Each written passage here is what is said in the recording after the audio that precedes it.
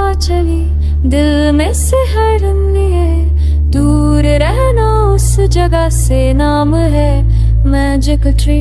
नजर पड़ी तो सांस रुकी, तो जान जरूर फिसलेगी, जिसने देखा वो ना बचा, खौफ है मैजिकल ट्री।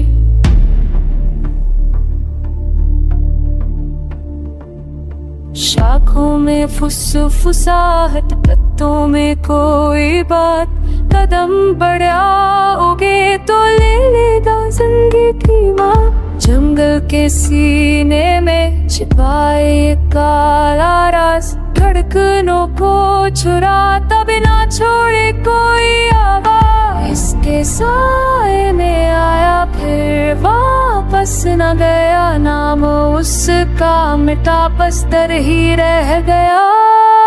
रात काली हवा चली, दिल में सिहरन लिए, दूर रहना उस जगह से नाम है मैजिकल ट्री। नजर पड़ी तो सांस रुकी, तो जान जरूर फिसलेगी, जिसने देखा वो ना बचा, खौफ है मैजिकल ट्री।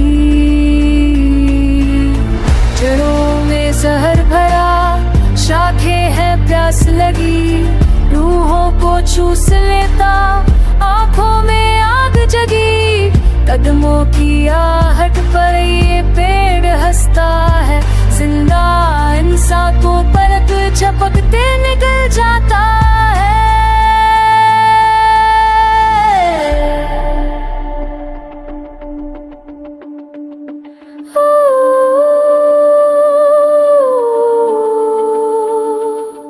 ये पेड़ नहीं एक साया है, सांसों का की कसाई है, जो पास गया वो लौटा नहीं, ये मौत की परछाई है।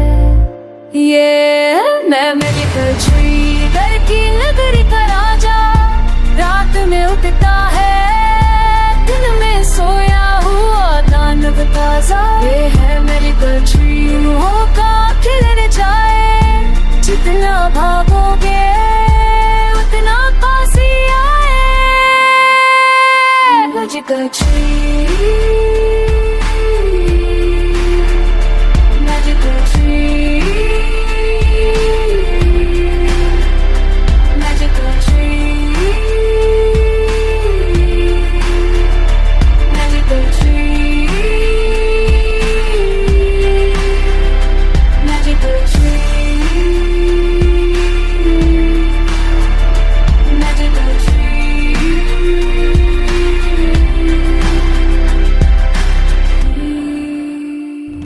कभी कभी डर किसी भूत से नहीं, एक पेड़ से होता है। हाँ, एक ऐसा पेड़ जो बच्चों को आवाज देता है, खेल में बुलाता है और फिर हमेशा के लिए खुद में समा लेता है। कहानी शुरू होती है राजस्थान की तपती जमीन पर बसे एक छोटे से गांव भैरवपुर से, जहां दिन में जिंदगी ठहरी हुई लगती थी, मगर रातें भयानक राजों से भरी थीं। भैरवपुर की पहचान थी गांव के बीचों बीच खड़ा एक विशाल बरगद का पेड़। कोई नहीं जानता था कि वो पेड़ कब से वहां है, किसने लगाया था। बुजुर्ग कहते थे, जब से गांव बसा है तब से वो पेड़ भी जिंदा है। लेकिन पिछले कुछ सालों में उस पेड़ का जिक्र डर बन चुका था। दिन था सावन का। 8 साल का रवीश गांव के बच्चों के साथ खेतों के पास खेल रहा था। शाम होते होते सब घर लौट गए। रवीश आजा, घर चले। माँ, मैं थोड़ी देर और खेलूंगा। ठीक है, सूरज ढलने से पहले घर आ जाना। पेड़ के बारे में पता है ना? हाँ माँ। रात के 9 बजे तक रवीश घर नहीं लौटा। ढूंढते ढूंढते गांव वाले उस पुराने बरगद तक पहुंचे। टॉर्च की रोशनी में जमीन पर बस चप्पलें और एक मिट्टी से सना गुब्बारा पड़ा था। पेड़ की टहनियां अजीब तरह से हिल रही थीं, जबकि हवा बिल्कुल बंद थी। अचानक किसी ने कान के पास जैसे सुना, चलो खेलते हैं। अगले दिन पूरा गांव सन्न रह गया। रवीश का कोई सुराग नहीं मिला। लोगों ने कहा शायद वो कुएं में गिर गया होगा या किसी जानवर ने उठा लिया। मैंने कल रात रवीश के कमरे में से आवाज सुनी थी। ये आवाज रवीश की नहीं थी। गांव का माहौल बदल गया। औरतें शाम ढलते ही दरवाजे बंद कर देती। बच्चों को रात में बाहर जाने की मनाही हो गई। बरगद का इलाका मनहूस घोषित कर दिया गया। 5 साल बीत गए। गांव में अब उस पेड़ की छाया से भी डर लगता था। लेकिन तभी शहर से आया नया स्कूल टीचर करण यादव, जिसे गांव वालों ने सरकारी क्वार्टर में छोड़ा, जो उसी पेड़ के पास था। करण पढ़ा लिखा, आधुनिक सोच वाला इंसान था। वो गांव के लोगों के डर को अंधविश्वास मानता था। सर, यह श्रापित पेड़ है जो बच्चों को निगल जाता है। ऐसा कुछ नहीं होता है, मैं दिखाऊंगा सबको कि ये सब झूठ है। पहली ही रात करण देर तक स्कूल की कॉपियों में डूबा रहा। बाहर से नीम हल्का सन्नाटा था, लेकिन पेड़ की तरफ से किसी के गाने की धीमी आवाज आ रही थी। चलो खेलते हैं। कोई बच्चा मुझे डराने की कोशिश कर रहा है। वो टॉर्च लेकर बाहर निकला। जैसे जैसे वो पेड़ के पास पहुंचा, आवाज बदलती चली गई। पहले बच्चे की हंसी, फिर करार, फिर सिसकी। पेड़ की जड़ों के नीचे मिट्टी गीली थी और उसमें छोटे छोटे खिलौने दबे हुए थे। लकड़ी की गाड़ियां, टूटी चप्पलें और छोटे रंगीन पत्थर। अचानक उसकी टॉर्च झपकी और एक पल के लिए करण ने किसी बच्चे की परछाई देखी।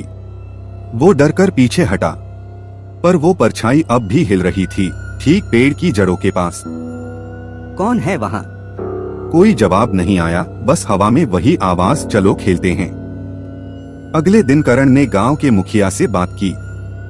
मास्टर जी, आप इस पेड़ को छोड़ दो। जो गया वो वापस नहीं लौटता है। इस पेड़ की जड़ों में बच्चों की आत्माएं हैं। आपको क्या लगता है कोई पेड़ बच्चों को निगल जाता है? ये पेड़ नहीं है, इसके नीचे कुछ है जो बच्चों को निगल जाता है।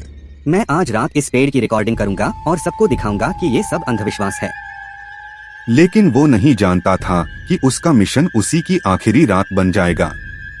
रात के 12 बजे करण ने अपना कैमरा ऑन किया।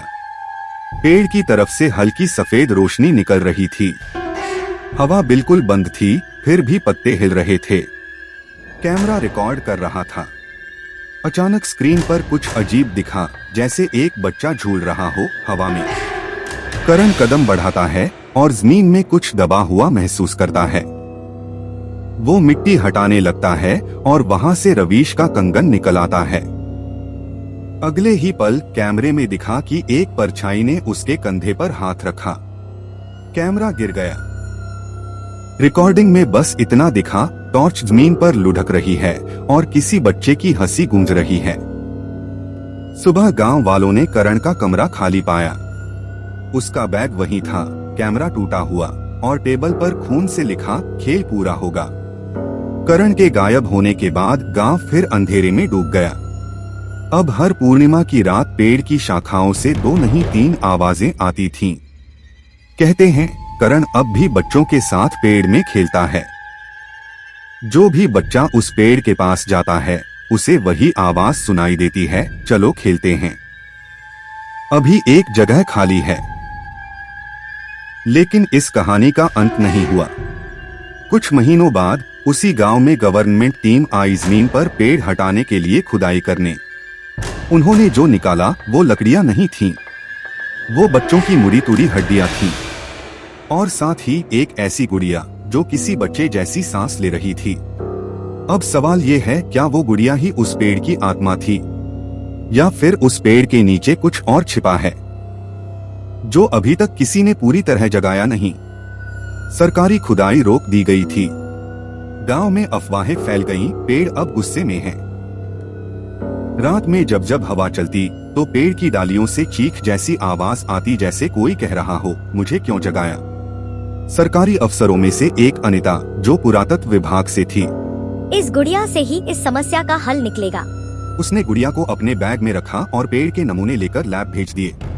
लेकिन उसी रात होटल के कमरे में रिकॉर्डिंग में कुछ अजीब हुआ। गुड़िया हिल रही थी, अपनी आंखें खोल रही थी। अनिता के कैमरे में रिकॉर्ड हुआ, गुड़िया धीरे धीरे कहती है, मुझे वापस दो। फिर सारे लाइट्स बंद। सुबह होटल स्टाफ ने देखा कमरे की दीवार पर मिट्टी से लिखा था है, अब पेड़ यहाँ तक आ गया है। गांव लौटकर अनिता ने रिपोर्ट बनाई, लेकिन रिपोर्ट की आखिरी लाइन ने सबको सन्न कर दिया। ऐसा क्या था रिपोर्ट में, जानने के लिए देखिए मैजिकल ट्री 2।